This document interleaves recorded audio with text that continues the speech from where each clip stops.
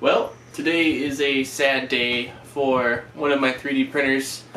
This guy right here, Folgertech Prusa i3 2020. Well, a part of it snapped. That's what we're going to talk about in this video. Is basically, I will show you guys a close-up of it. On the Z-axis, this plastic 3D printed part, the whole top part of the component just snapped. I've had this printer for about six or 7 months now, and I've done a lot of printing on it. I've printed, I'd say, more in the past 6 months on this printer than I have in the past 2 years on this printer, so it's definitely done a lot of printing. However, I will say, like, 6 months is not a very long time for a part to last. I definitely think that the part should at least lasted like a year and a half to 2 years. Then I could see, like, you having to do some kind of maintenance or troubleshooting and things of that nature. But then again, it is a 3D printed part. I don't know whether I was just unlucky or the 3D printed part had a kind of a weak or soft core somewhere. I don't exactly know what happened. Like, I didn't hear any noise or snapping like that. Basically, I went to go print something. I hit print and I was watching at home and I thought, it looks a little weird. Something doesn't look quite right. And I looked closely and saw that basically, again, that part had snapped. Now, I have done about 10 to 20 prints since this part has been loose and snapped, and it still prints 100% the same. Like, it's not having an actual effect on it. However, I don't think that long term that's how I'm gonna leave it. I need to do something with it to secure it. Basically, the way I see it is I got one of two options.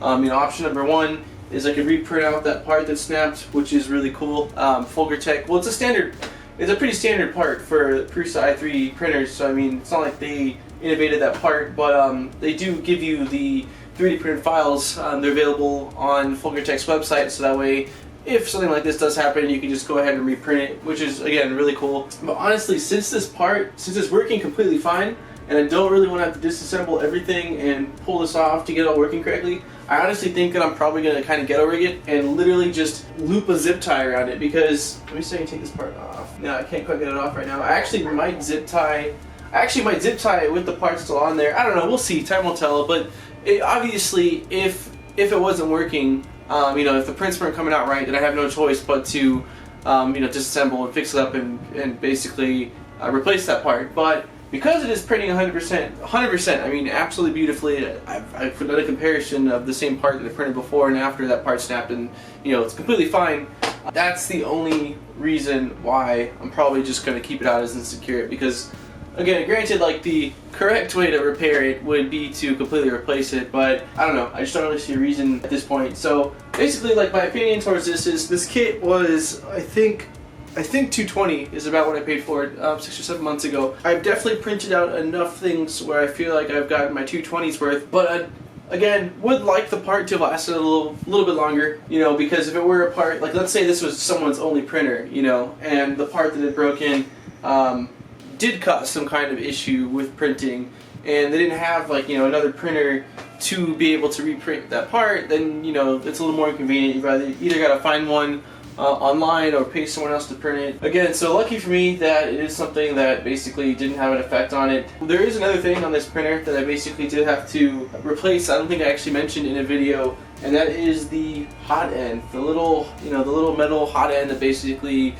sticks into the extruder and heats it up, which melts the plastic. After doing one print one day on this thing, the hot end would just not heat up. I had an extra one laying around, so it was really easy for me to basically just undo the wires from the ramps board and pull it through, and then just basically replace it with a new one and tuck it in, and then I fired it up and it worked fine. So it wasn't a real big deal, but honestly, I can't say that I'm too upset about it. I still think that this is a phenomenal printer. This printer, like my DaVinci, I think probably prints better than my Folgertech, but then again, the DaVinci was, stock, it's twice more expensive. On top of that, it has like $100 aftermarket extruder, so it's got like stuff done to it, while this one is kind of, really a budget kit. But for what it's worth, it's truly a phenomenal printer. And regardless of whether I had to replace a $4 hot end and now a plastic part, I still think that if you're looking for a 3D printer kit, at least a kit, and you're willing to put in the time, that this is a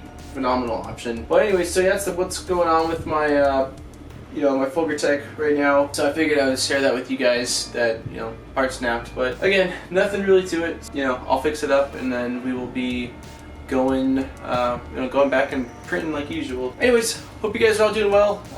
Let me know in the comments down below whether, because I know that not even just this kit, but a lot of kits do use 3D printed parts, or even printers that you buy that aren't kits that are already assembled do use 3D printed parts.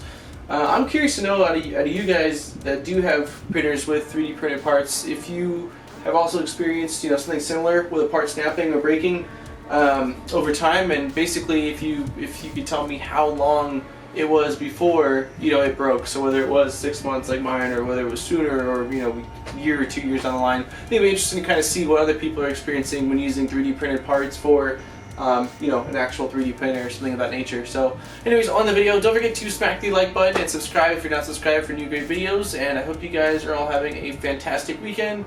And if this is the last video before, then I hope you guys all have a good Halloween, and I will see you guys in my next video. Daniel from my bud, and I'm out. Peace, guys.